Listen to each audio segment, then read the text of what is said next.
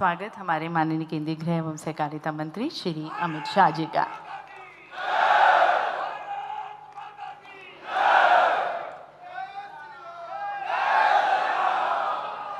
बहुत बहुत धन्यवाद आप सभी को और सभी का बहुत बहुत स्वागत। देवी सज्जनों, जैसे कि आप सभी जानते हैं, माननीय प्रधानमंत्री जी ने हमें वर्ष 2047 तक भारत को विकसित भारत बनाने का सपना, एक संकल्प, एक लक्ष्य दिया है। इस परिवर्तनकारी यात्रा में सहकारिता मंत्रालय माननीय प्रधानमंत्री जी के सहकार से समृद्धि की परिकल्पना को साकार करने में बिना थके, बिना थमे, बिना रुके अनवरत प्रयत्नशील है। और आज इसी दिशा में सहकारिता क्षेत्र में विश्व की सबसे बड़ी अन्न भंडारण योजना के पायलट तथा पैक्स के कंप्यूटरीकरण का उद्घाटन होने जा रहा है, जो कि भारत की अमृतमयी यात्रा में कृषि क्षेत्र को आधुनिक बनाने और खाद्य सुरक्षा सुनिश्चित करने की माननीय प्रधानमंत्री जी की प्रतिबद्धता को रेखांकित करती है और निश्चित रूप से एक मील का पत्थर है। तो देवी सज्जनों, सहकारी समितियों और किसानों के कल्याण को समर्पित इस विशेष कार्यक्रम में आप सभी का स्वागत करने के लिए मैं आमंत्रित करती हूँ सचिव सहकारिता मंत्रालय आदरणीय डॉक्टर आशीष कुमार भूटानी जी को उनके स्वागत उद्बोधन के लिए।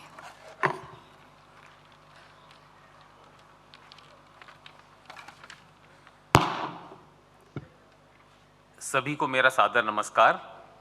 सर्वप्रथम मैं आज के कार्यक्रम के मुख्य अतिथि माननीय प्रधानमंत्री श्री नरेंद्र मोदी जी का सादर अभिनंदन करता हूं, जिन्होंने सहकार से समृद्धि का मूल मंत्र देकर पैक्स से लेकर एपेक्स तक संपूर्ण सहकारिता क्षेत्र में नई ऊर्जा का संचार किया है। माननीय प्रधानमंत्री जी के दिखाए हुए रास्ते पर चलते हुए सहकारिता मंत्रालय पैक्स, जो कि ग्रामीण अर्थव्यवस्था की रीढ़ है, की व्यवहार्यता को बढ़ाने, उनकी व्यावसायिक गतिविधियों में विविधता लाकर उन्हें जीवंत आर्थिक इकाई बनाने के लिए निरंतर प्रयासरत है। हमारा सौभाग्य है कि इसी क्रम में आज 18,000 पैक्स में कंप्यूटरीकरण व 11 राज्यों की 11 पैक्स में सहकारिता क्षेत्र में विश्व की सबसे बड़ी अन्न भंडारण योजना के पायलट का उद्घाटन तथा पायलट के तहत 500 अतिरिक्त पैक्स में गोदाम निर्माण का शिलान्यास माननीय प्रधानमंत्री जी के कर कमलों से होने जा रहा है। आज के कार्यक्रम के विशिष्ट अतिथि माननीय गृह एवं सहकारिता मंत्री श्री अमित शाह जी का भी मैं हार्दिक अभिनंदन करता हूं, जिनके कुशल मार्गदर्शन में नवगठित सहकारिता मंत्रालय ने सहकारिता आंदोलन के सुदृढ़ीकरण के लिए कई अभूतपूर्व कदम उठाए हैं। माननीय मंत्री जी के नेतृत्व में सभी राज्यों की सहभागिता सुनिश्चित करते हुए विभिन्न पहलों के माध्यम से सभी स्तर की सहकारी समितियों का सशक्तिकरण किया जा रहा है। साथ ही मैं माननीय कृषि एवं किसान कल्याण मंत्री श्री अर्जुन मुंडा जी, माननीय उपभोक्ता मामले, खाद्य और सार्वजनिक वितरण मंत्री श्री पीयूष गोयल जी और माननीय सहकारिता राज्य मंत्री श्री BL वर्मा जी का भी हार्दिक स्वागत करना चाहूँगा, जो कि समय समय पर हमें अपना मार्गदर्शन देते रहते हैं। मैं विभिन्न राज्यों से आए माननीय सहकारिता मंत्रीगणों का भी विशेष स्वागत करता हूं।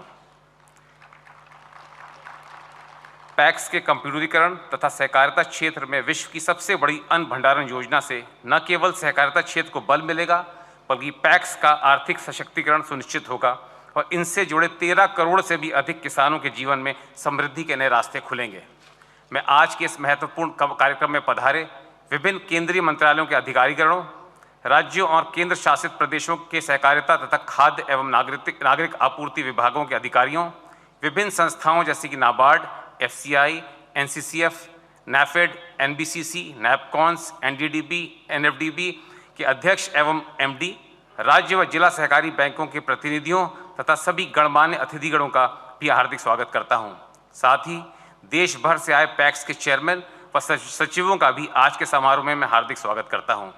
अंत में मीडिया के प्रतिनिधियों व इंटरनेट के माध्यम से जुड़े समस्त प्रतिभागियों का भी इस समारोह में हार्दिक स्वागत है। मुझे आशा है कि आज के इस ऐतिहासिक कार्यक्रम में हिस्सा लेकर हम सभी माननीय प्रधानमंत्री के सहकार से समृद्धि के मूल मंत्र को साकार करने हेतु एक नई लगन और जोश के साथ सहकारिता क्षेत्र को नई ऊंचाइयों तक ले जाने का संकल्प धारण कर आगे बढ़ेंगे। धन्यवाद। जय हिंद, जय सहकार।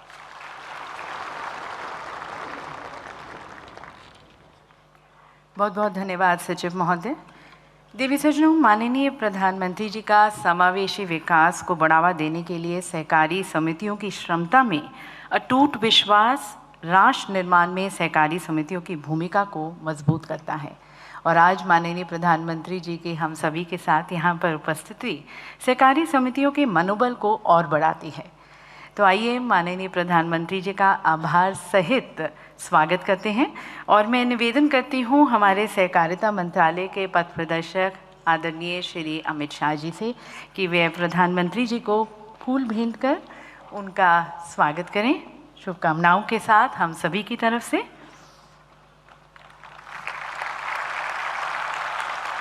साथ साथ शॉल भेंट कर आदरपूर्वक का सत्कार, उनका सम्मान। और सहकारी समितियों की तरफ से स्नेह एवं आदर स्वरूप ये सहकारी उत्पाद अब प्रधानमंत्री जी को भेंट करें।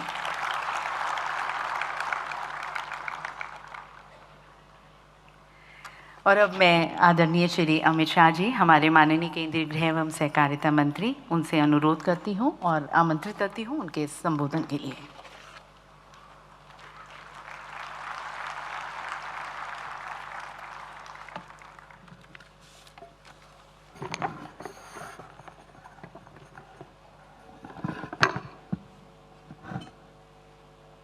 सहकारिता क्षेत्र देश के किसान और ग्रामीण विकास तीनों क्षेत्र के लिए बहुत महत्वपूर्ण आज के कार्यक्रम में हम सब के बीच में मंच पर उपस्थित दुनिया के सर्वाधिक लोकप्रिय नेता और हमारे देश के आदरणीय प्रधानमंत्री श्रीमान नरेंद्र मोदी जी,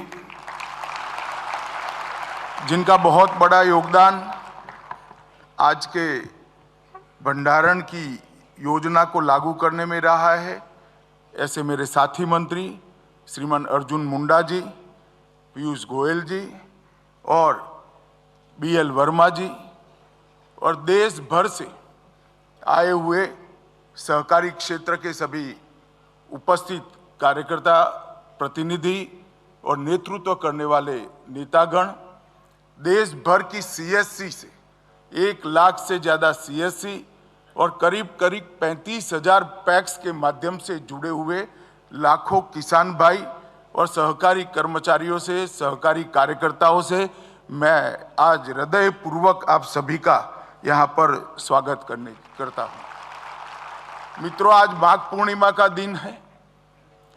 माघ पूर्णिमा के दिन को हमारे यहाँ बहुत शुभ माना जाता है और प्रधानमंत्री मोदी जी ने सहकारी क्षेत्र के अंदर नए प्राण फूंकने की जो शुरुआत करी है, इसके लिए सबसे पहले लिए गए एक इनिशिएटिव और सबसे अंत में लिए गए दूसरे इनिशिएटिव, दोनों का शुभारंभ प्रधानमंत्री के कर कमलों से आज शुरू होने जा रहा है।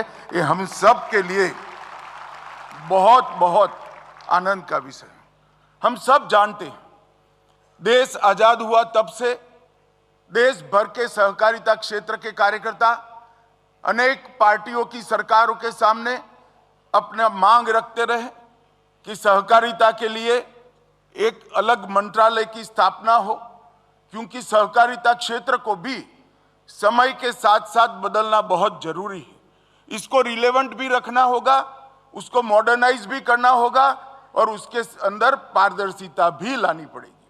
परंतु सालों तक इस मांग को कोई एड्रेस नहीं करता था, कोई पूरी करने के लिए इस पर ध्यान भी नहीं देता था।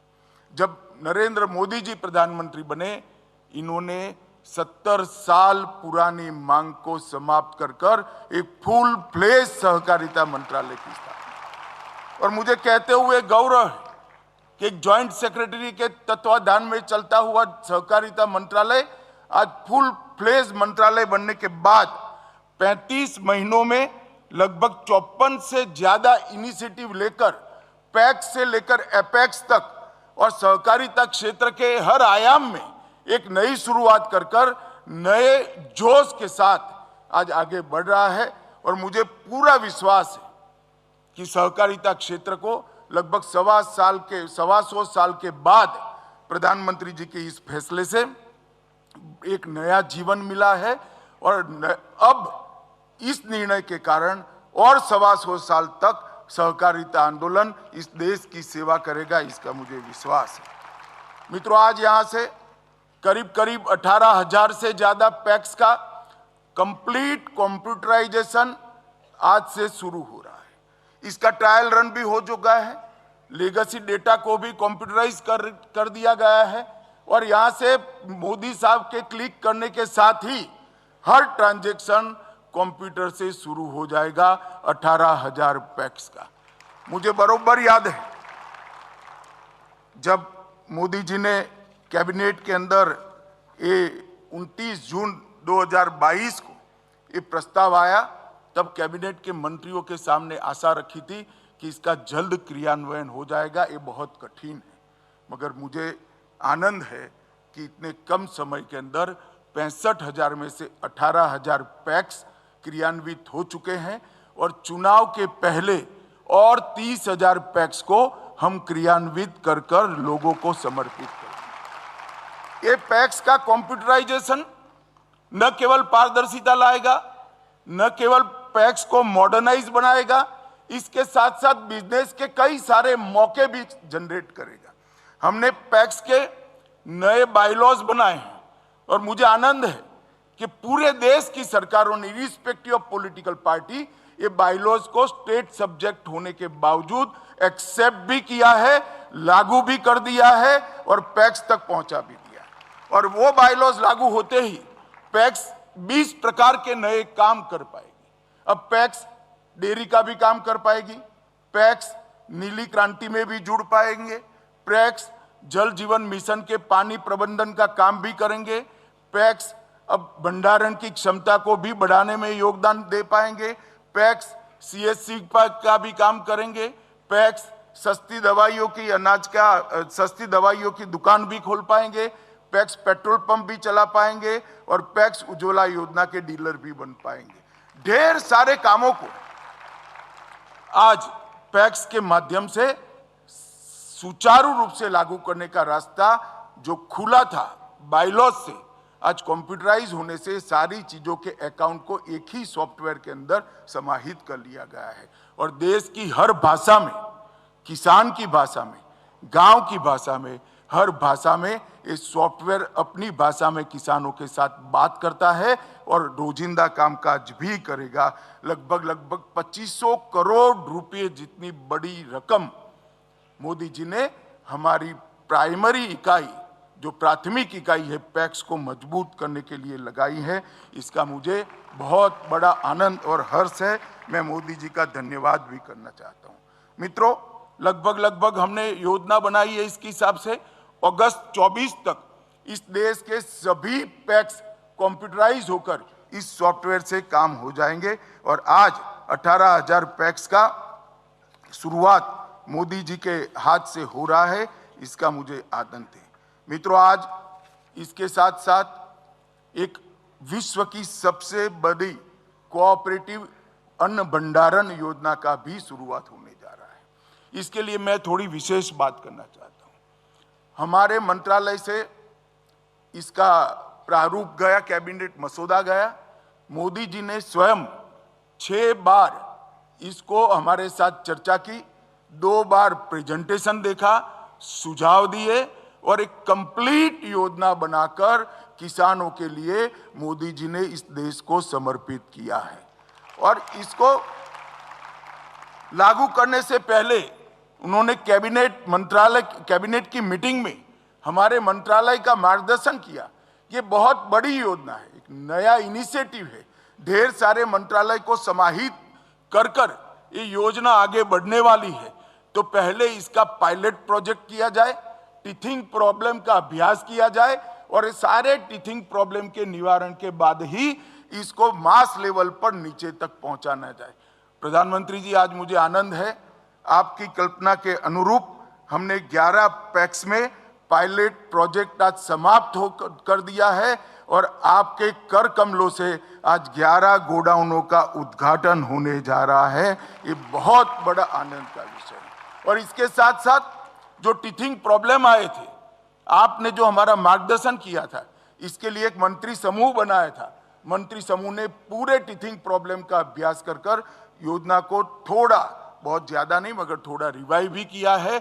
और आज 500 गोडाउन का, 500 पैक्स के गोडाउन का भूमि पूजन भी आपके हाथ से हो रहा है। तो 511 गोडाउनों का काम एक प्रकार से आज चालू होगा। मित्रों, हमारे देश में अन्न उत्पादन के परिप्रेक्ष्य में हमारी भंडारण क्षमता केवल 47% और दुनिया भर के देश, अमेरिका में 161%, ब्राजील में 149%, कनाडा में 148%, चीन में 107%, पूरी दुनिया में उत्पादन से भंडारण क्षमता ज्यादा है। इसके कारण जब भाव रेट्स नीचे जाते हैं तो किसान अपना सामान भंडारण क्षमता का उपयोग कर स्टोर करता है और सुचारू रूप से उसको अच्छा भाव मिल सकता है। परंतु यहाँ पर ये सुविधा उपलब्ध नहीं थी। फूड कॉरपोरेशन ऑफ इंडिया को ही ये सारा भार निर्वहन करना पड़ता था, इसके बाद भी नहीं थी। अब हजारों पैक्स जब ये भंडारण क्षमता का विस्तरण करेंगे तो हमारे यहाँ भी 100% भंडारण क्षमता 2027 के पहले हम प्राप्त कर लेंगे और कोऑपरेटिव के माध्यम से प्राप्त करेंगे। ये हम सब के लिए आनंद का विषय है। मैं आज यहाँ पर आपको ये भी कहना चाहता हूँ, मोदी जी की दूरदर्शिता के कारण हमारा जो मार्गदर्शन किया है, ये योजना को कंप्लीट साइंटिफिक और सबसे मॉडर्न योजना बना गया है। गोडाउन होंगे तो छोटे, परंतु इनके अंदर रैक भी होगी, कंप्यूटराइज व्यवस्था होगी। इसके साथ साथ आधुनिक खेती के लिए जितने भी महंगे साधन है वो सारे साधन ये पैक्स वसाएंगे इस गोडाउन के माध्यम से। इसके साथ इसको लिंक कर दिया गया है। इसके अंदर ड्रोन भी होगा, ट्रैक्टर भी होंगे, कटाई के मशीन भी होंगे और दवाई के छिड़काव के भी मशीन होंगे। ये सारी चीज़ों को किसानों को किराए से उपलब्ध करने की योजना भी इसके साथ समाहित कर ली गई है। तो एक प्रकार से किसान की सारी आधुनिक खेती की व्यवस्थाओं को कंप्लीट रिक्वायरमेंट एक ही जगह से पैक्स से समाप्त हो जाए, इस प्रकार की रचना करी है। और इसके कारण किसान और पैक्स का रिश्ता भी गाढ़ा होगा, पैक्स वायबल भी होंगे और आने वाले दिनों में हमारी खेती को, हमारी कृषि को आधुनिक बनाने का भी काम होगा। मित्रों, मुझे विश्वास है कि आज मोदी जी के कर कमलों से जो 11 गोडाउन का उद्घाटन होने जा रहा है और 500 का भूमि पूजन होने जा रहा है, ये सारे सेंटर 511 सेंटर किसानों की सेवा में लंबे समय तक उपलब्ध रहेंगे। फिर से एक बार मैं आज देश भर में ऑनलाइन जुड़े हुए लाखों किसान, कई पैक्स 35,000 से ज़्यादा पैक्स जुड़े हैं, 1 लाख से ज़्यादा CSC जुड़े हैं और देश भर का सहकारिता का नेतृत्व तो आज इस सभागार के अंदर उपस्थित है। सहकारिता मंत्री भी उपस्थित है। सबकी ओर से प्रधानमंत्री जी का हृदय से धन्यवाद करता हूं और हमारे क्षेत्र को नए प्राण फूंकने के लिए आपका बहुत बहुत धन्यवाद। करोड़ों किसानों की ओर से भी आपका बहुत बहुत धन्यवाद।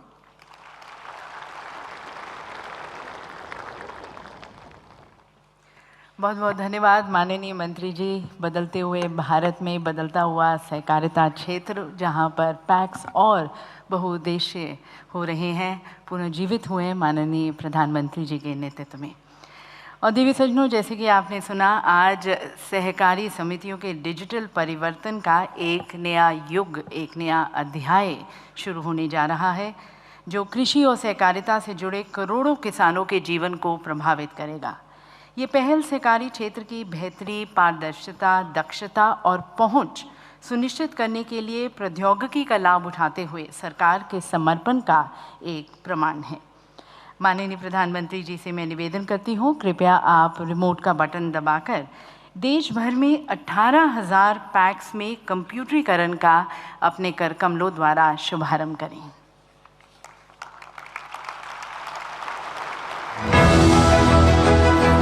माननीय प्रधानमंत्री श्री नरेंद्र मोदी जी के कर कमलों द्वारा ई पैक्स का शुभारंभ। आज से देश भर की 18,000 पैक्स हुई पूर्णतया कंप्यूटरीकृत। ई पैक्स सॉफ्टवेयर के माध्यम से अब पैक्स किसानों को विभिन्न सेवाएं डिजिटल इकोसिस्टम के जरिए दे पाएंगी, जैसे ऋण, अन्न भंडारण, खरीद, पीडीएस इत्यादि। पैक्स के ऑनलाइन होने से उनके संचालन, कार्यकुशलता, पारदर्शिता व जवाबदेही में सुधार आएगा तथा उनका कारोबार भी बढ़ेगा। और दिव्य सज्जनों, इन 18,000 पैक्स का कंप्यूटरीकरण केवल एक तकनीकी उन्नयन नहीं है, बल्कि हमारे ग्रामीण नागरिकों, हमारे किसानों को सशक्त बनाने और वित्तीय सेवाओं तक उनकी पहुंच बढ़ाने की सरकार की प्रतिबद्धता का प्रतीक है। पैक्स ग्रामीण अर्थव्यवस्था की बैकबोन रहे हैं, जो सहकारी विकास और वित्तीय समावेशन को बढ़ावा देते आए हैं। और आज इन्हीं पैक्स के माध्यम से सहकारिता क्षेत्र में विश्व की सबसे बड़ी अन्न भंडारण योजना शुरू होने जा रही है, जो खाद्य सुरक्षा सुनिश्चित करने की दिशा में एक महत्वपूर्ण कदम है। इसी दिशा में आज 11 राज्यों की 11 पैक्स में भारत में विश्व की सबसे बड़ी अन्न भंडारण योजना के पायलट प्रोजेक्ट के तहत गोदामों का उद्घाटन किया जाएगा और इसके साथ साथ 500 अतिरिक्त पैक्स में गोदाम निर्माण हेतु शिलान्यास किया जाएगा। माननीय प्रधानमंत्री जी से मैं पुनः निवेदन करती हूँ, कृपया आप रिमोट का बटन दबाकर लोकार्पण व शिलान्यास करें, भूमि पूजन करें इन गोदामों का। विश्व की सबसे बड़ी अन्न भंडारण योजना के अंतर्गत माननीय प्रधानमंत्री श्री नरेंद्र मोदी जी के कर कमलों द्वारा गोदामों का लोकार्पण। 11 राज्यों की 11 पैक्स में विकेंद्रीकृत अन्न भंडारण हेतु गोदामों सहित विभिन्न कृषि अवसंरचनाओं का निर्माण किया गया है।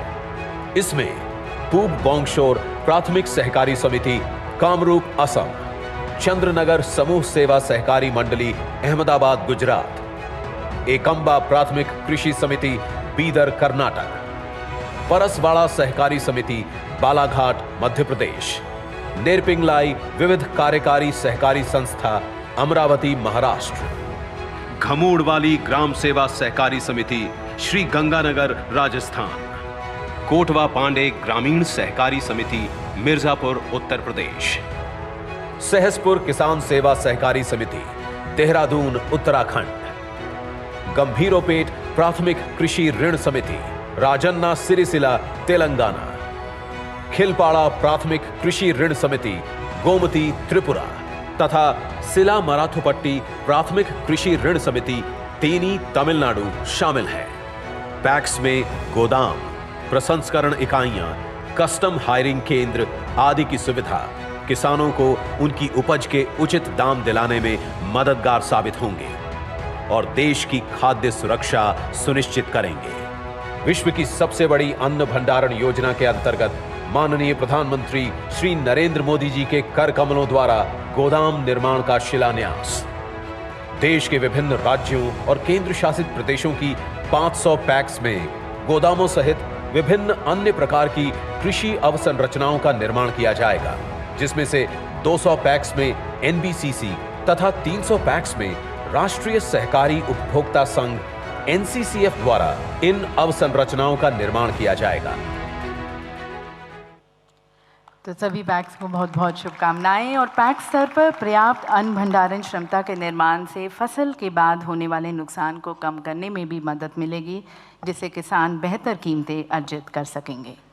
और दिव्य सज्जनों, अब हम सभी अपने माननीय प्रधानमंत्री जी के विचारों को, उनकी अंतर्दृष्टि और हम सभी के लिए दिशा निर्देश के इच्छुक हैं। तो आप सभी की पुनः करतल ध्वनि के बीच में प्रधानमंत्री जी को आमंत्रित करती हूँ, उनसे निवेदन करती हूँ हमें संबोधित करने के लिए। आमंत्रित हैं उनके मार्गदर्शन के लिए।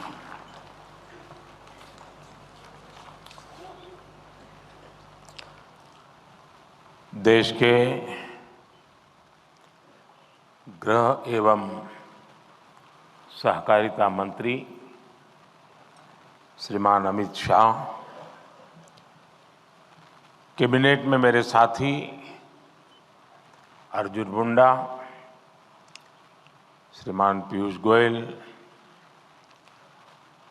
राष्ट्रीय सहकारी समितियों के पदाधिकारीगण, अन्य महानुभाव, देवी और सज्जनों, आज भारत मंडपम विकसित भारत की अमृत यात्रा में एक और बड़ी उपलब्धि का साक्षी बन रहा है।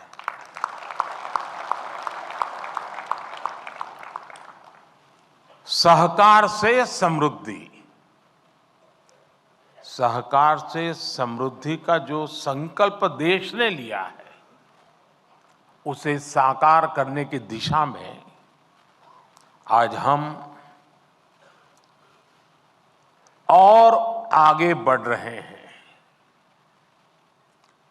खेती और किसानी की नींव को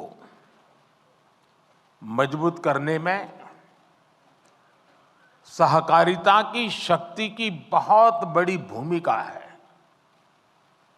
इस सोच के साथ हमने अलग सहकारिता मंत्रालय का गठन किया और अब इसी सोच के साथ आज का एक कार्यक्रम हो रहा है। आज हमने अपने किसानों के लिए दुनिया की सबसे बड़ी स्टोरेज स्कीम या भंडारण स्कीम शुरू की है। इसके तहत देश के कोने कोने में हजारों वेयर हाउसेस बनाए जाएंगे, हजारों गोदाम बनाए जाएंगे। आज 18,000 पैक्स के कंप्यूटराइजेशन का बड़ा काम भी पूरा हुआ है। ये सभी काम देश में कृषि इंफ्रास्ट्रक्चर को नया विस्तार देंगे, कृषि को आधुनिक टेक्नोलॉजी से जोड़ेंगे।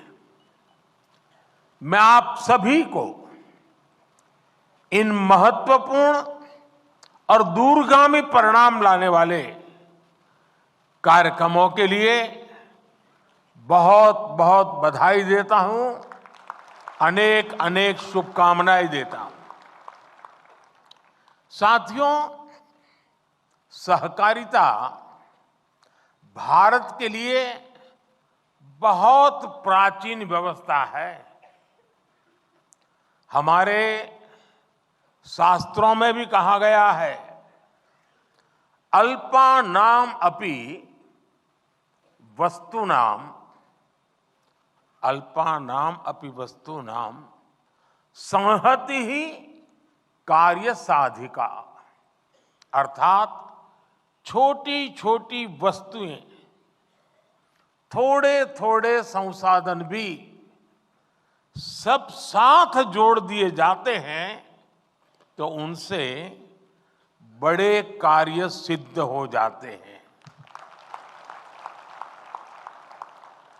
प्राचीन ग्राम अर्थव्यवस्था में सहकार की यही स्वतंत्र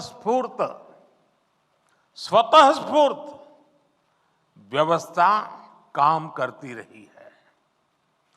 सहकार ही हमारे आत्मनिर्भर समाज का आधार हुआ करती थी। सहकारिता केवल व्यवस्था नहीं है, सहकारिता एक भावना है, सहकारिता एक स्पिरिट है।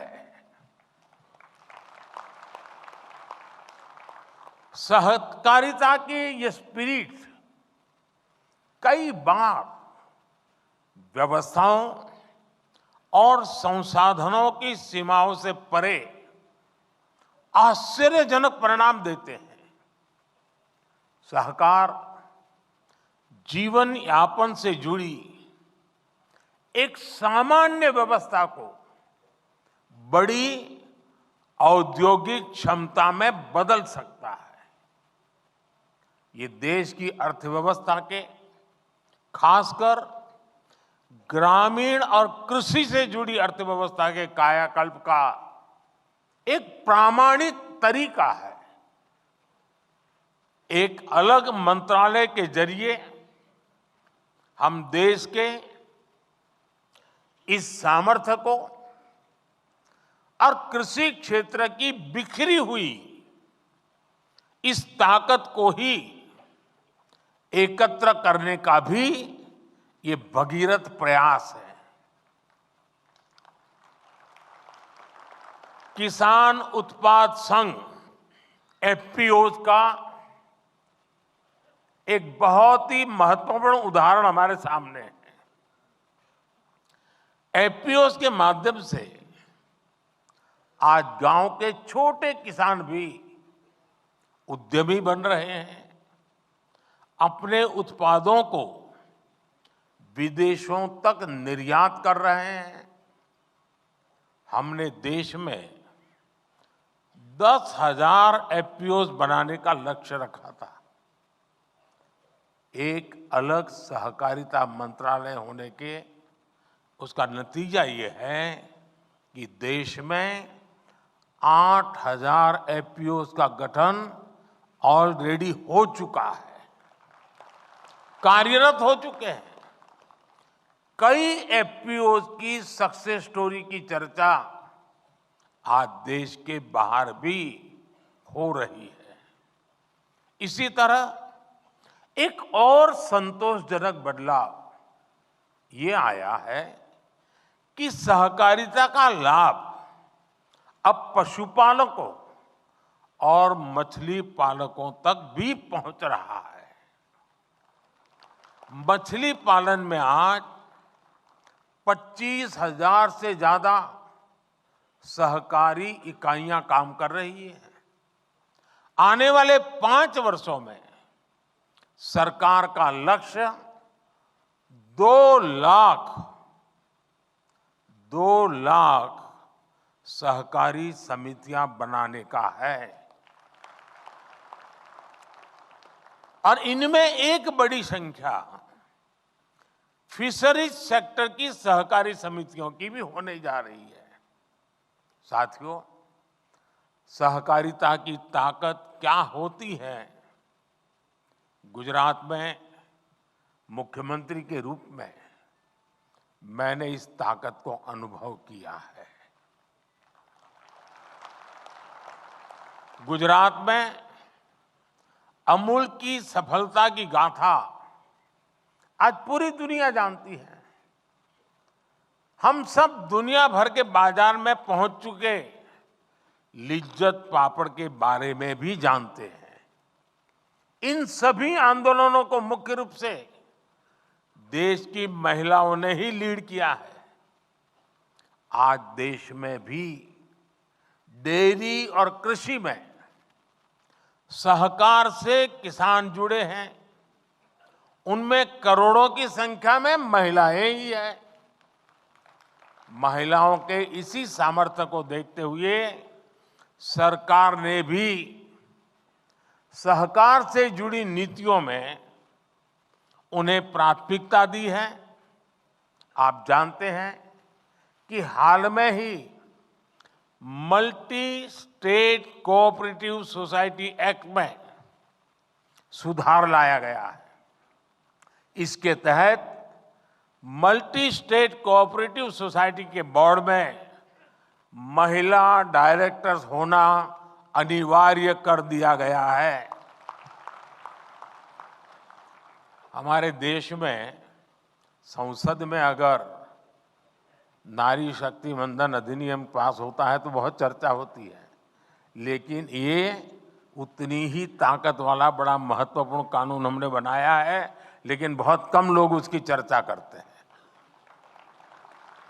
साथियों, सहकारिता किसान की व्यक्तिगत समस्याओं का कैसे सामूहिक शक्ति से समाधान करती है, भंडारण भी इसका एक बड़ा उदाहरण है। हमारे यहां भंडारण से जुड़े इंफ्रास्ट्रक्चर के अभाव में किसानों को बहुत नुकसान उठाना पड़ता था। पिछली सरकारों ने कभी इस जरूरत पर उतना ध्यान ही नहीं दिया, लेकिन आज सहकारी समितियों के जरिए इस समस्या का हल किया जा रहा है। दुनिया की, ये अपने आप में बहुत बड़ी बात है, दुनिया की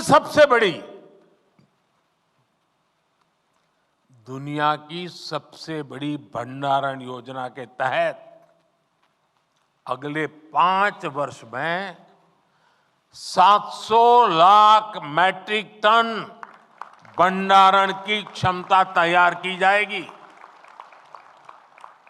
इस अभियान में 1.25 लाख करोड़ रुपए से ज्यादा का खर्च आएगा। इस योजना के पूरा होने पर हमारे किसान अपने उत्पादों को अपनी जरूरत के मुताबिक भंडारण में रख करके स्टोर कर पाएंगे। उन्हें बैंकों से ऋण लेने में भी आसानी होगी और वो सही समय पर, जब उनको ठीक लगे कि हाँ अब माल बेचने के लिए बाजार ठीक है, सही समय पर अपने उत्पाद को बाजार में ले जाकर बेच भी पाएंगे। साथियों, विकसित भारत के लिए भारत की कृषि व्यवस्थाओं का आधुनिकीकरण भी उतना ही जरूरी है।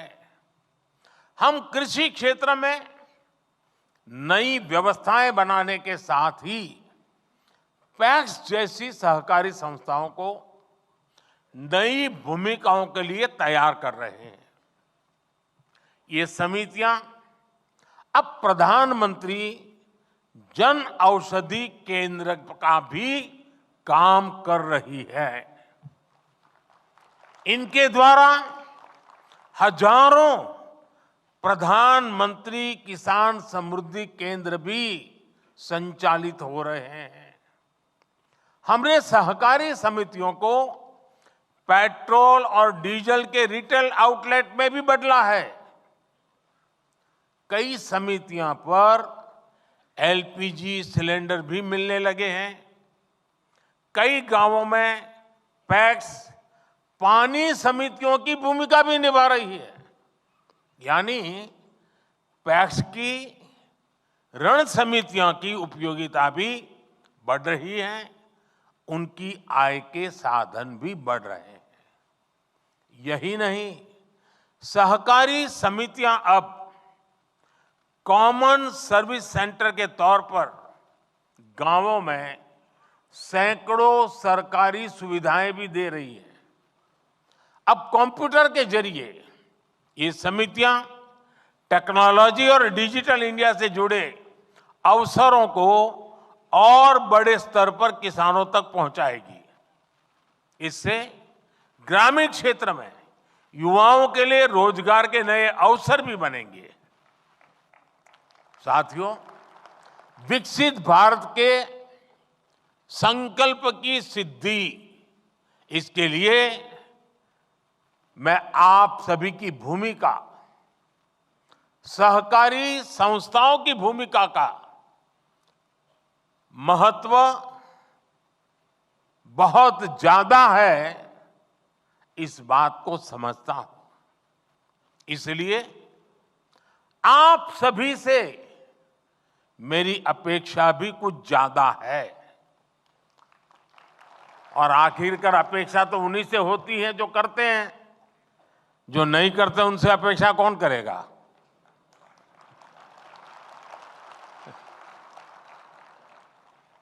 आत्मनिर्भर भारत के निर्माण में आप जितना ज्यादा और जितना ज्यादा सक्रिय योगदान बढ़ाएंगे, हम अपने लक्ष्यों को जल्दी प्राप्त कर पाएंगे। आत्मनिर्भर भारत बनाए बिना विकसित भारत बनाना संभव नहीं है। आपके सामर्थ्य, आपकी संगठन क्षमता को देखते हुए मेरे मन में बहुत सारे सुझाव आते रहते हैं। सारे तो अभी एक साथ नहीं बताऊंगा आपको,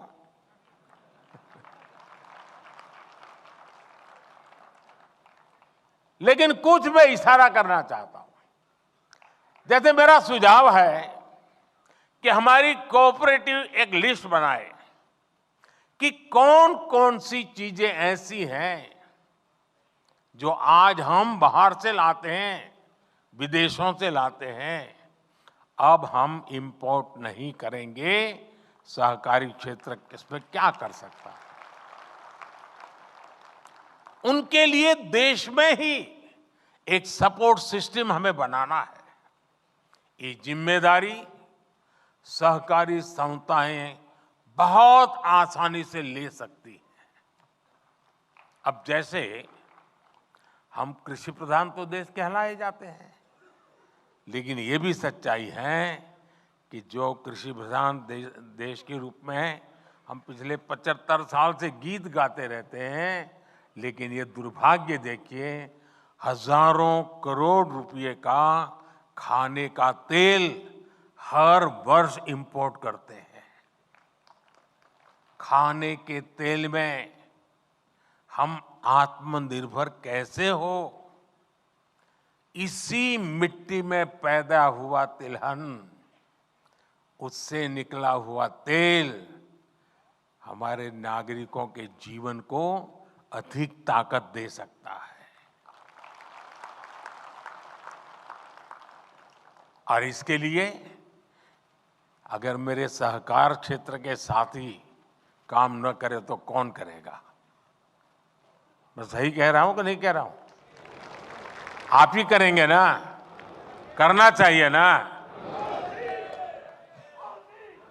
हमें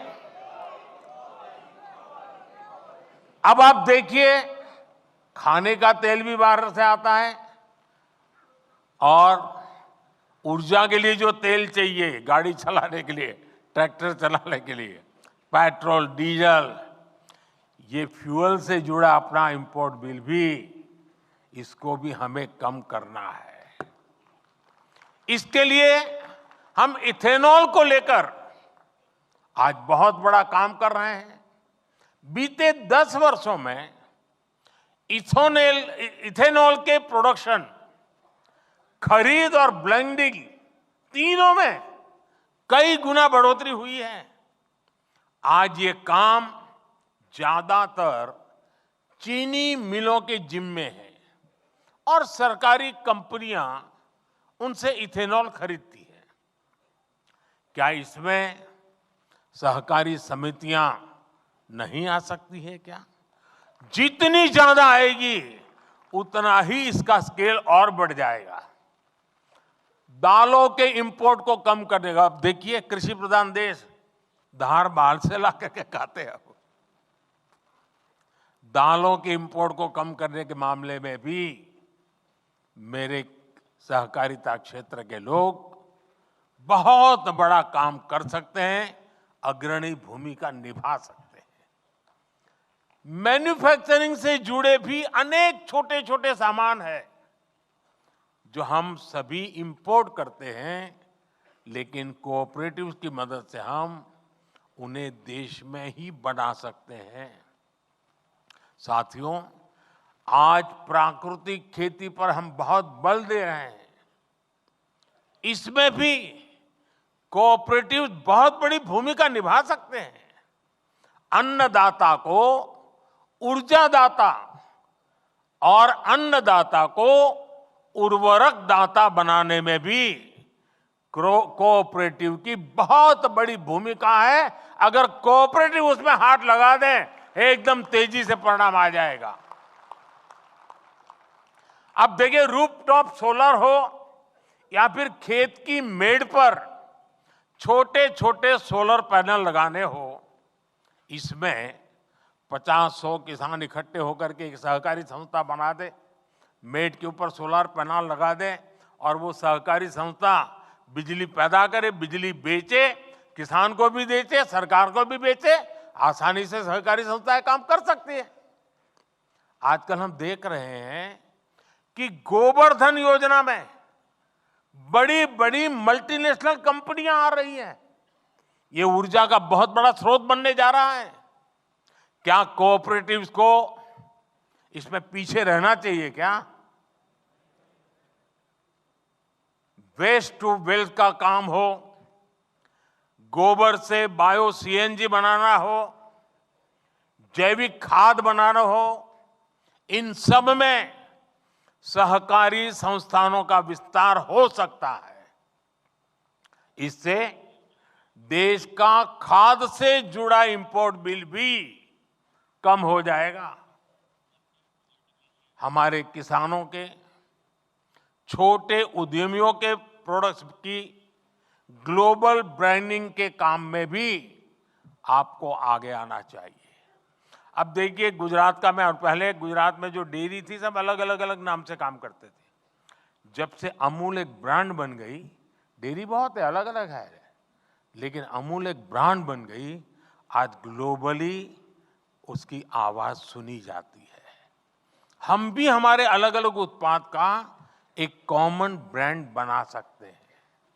हमें अपने मिलेट्स यानी श्री अन्न, इस ब्रांड को हमारा लक्ष्य होना चाहिए।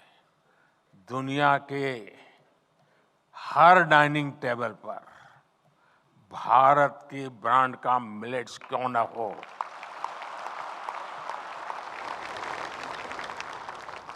इसके लिए कोऑपरेटिव्स को एक व्यापक एक्शन प्लान बना करके आगे आना चाहिए। साथियों, गांव की आय बढ़ाने में सहकारिता का बहुत बड़ा योगदान हो सकता है। हमने तो डेयरी सेक्टर में एक स्पष्ट बदलाव होते हुए देखा है। अभी पिछले 3 दिन से मैं कहीं न कहीं सहकारी क्षेत्र कार्यक्रम में ही रहता हूं।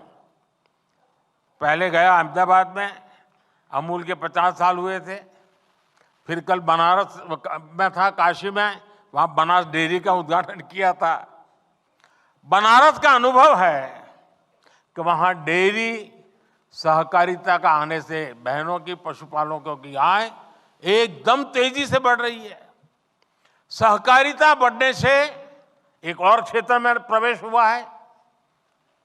मैंने गुजरात के सहकारिता क्षेत्र के लोगों से आग्रह किया था कि आप शहद की दुनिया में आइए। हमने श्वेत क्रांति की, अब हम स्वीट क्रांति करें। और शहद के क्षेत्र में हमारे लोग आगे आए। शहद सेक्टर को किसान आज कितना लाभ उठा रहा है, ये भी आप जानते हैं। पिछले 10 वर्षों में शहद उत्पादन 75,000 मैट्रिक टन से बढ़कर अब लगभग 1.5 लाख मैट्रिक टन पहुंच चुका है। शहद के एक्सपोर्ट में भी 28,000 मैट्रिक टन से 80,000 टन की वृद्धि हुई है। 80,000 मैट्रिक टन की। इसमें नाफेड और ट्राइफेड के साथ साथ राज्यों की कोऑपरेटिव संस्थानों ने भी बड़ी भूमिका निभाई है। इस दायरे को हमें और अधिक बढ़ाना है। साथियों, गुजरात में हमने देखा है कि जब दूध का पैसा सीधा बहनों के खातों में जाना शुरू हुआ तो उसका एक सार्थक सामाजिक परिवर्तन आया।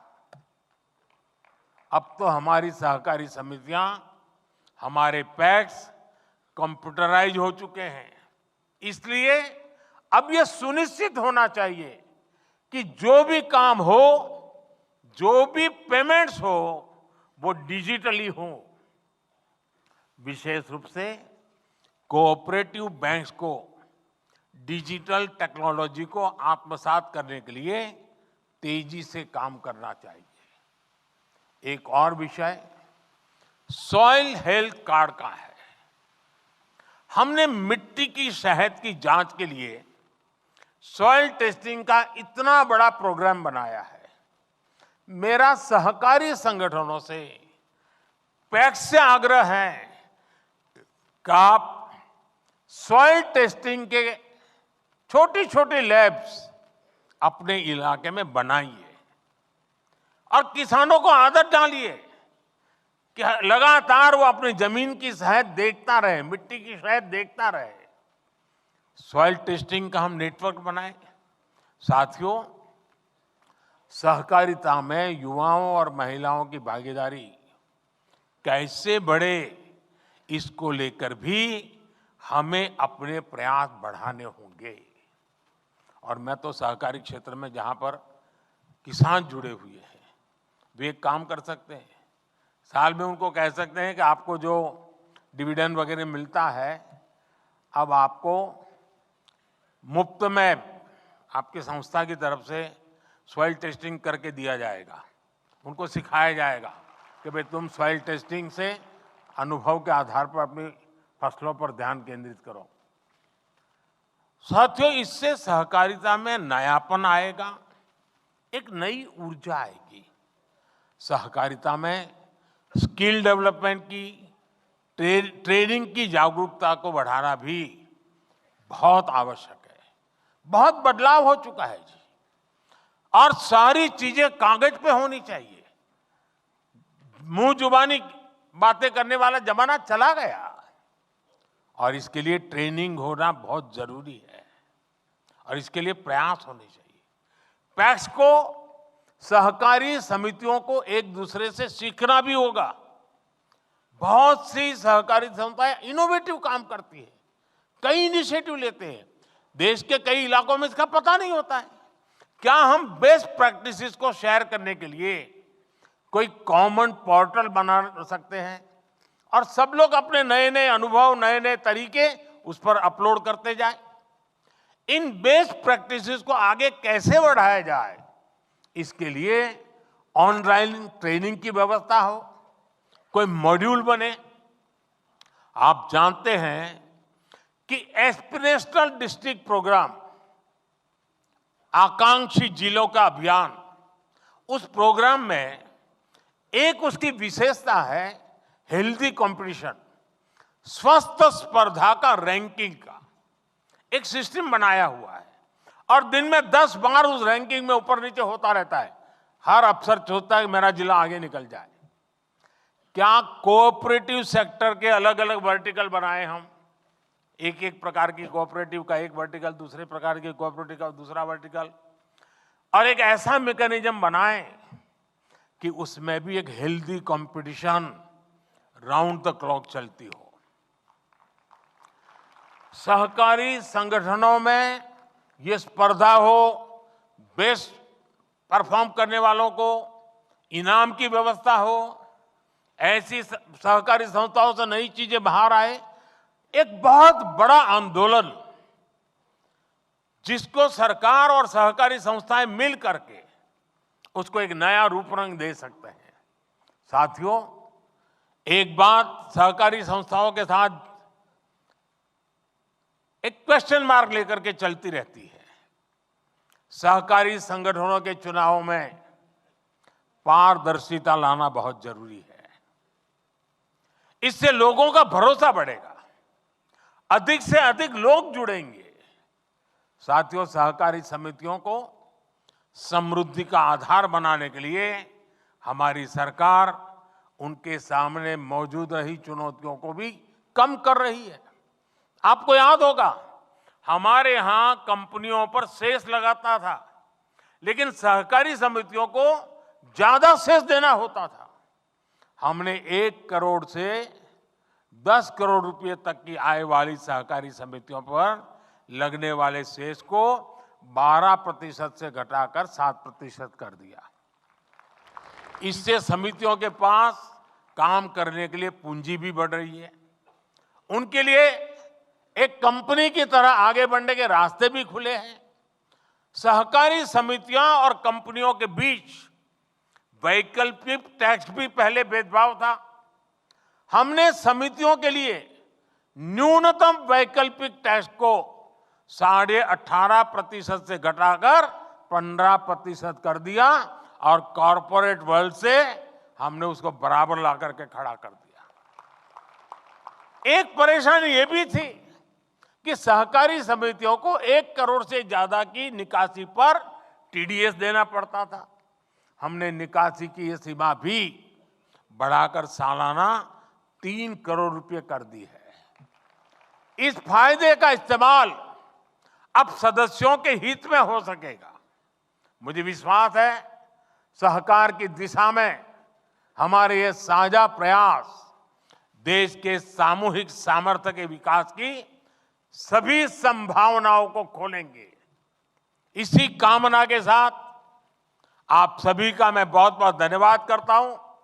और जैसा अमित भाई ने बताया कि लाखों लोग आज अलग अलग सेंटर्स पर इकट्ठे हुए हैं, मैं उनका भी इतने उत्साह और उमंग के साथ आज के इस महत्वपूर्ण इनिशिएटिव में जुड़ने के लिए उनका भी धन्यवाद करता हूं और उनको भी मैं बहुत शुभकामनाएं देता हूं।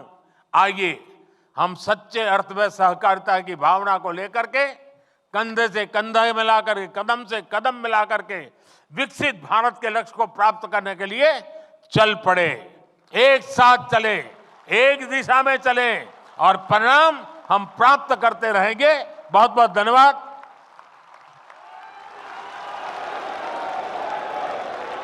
बहुत बहुत धन्यवाद माननीय प्रधानमंत्री जी।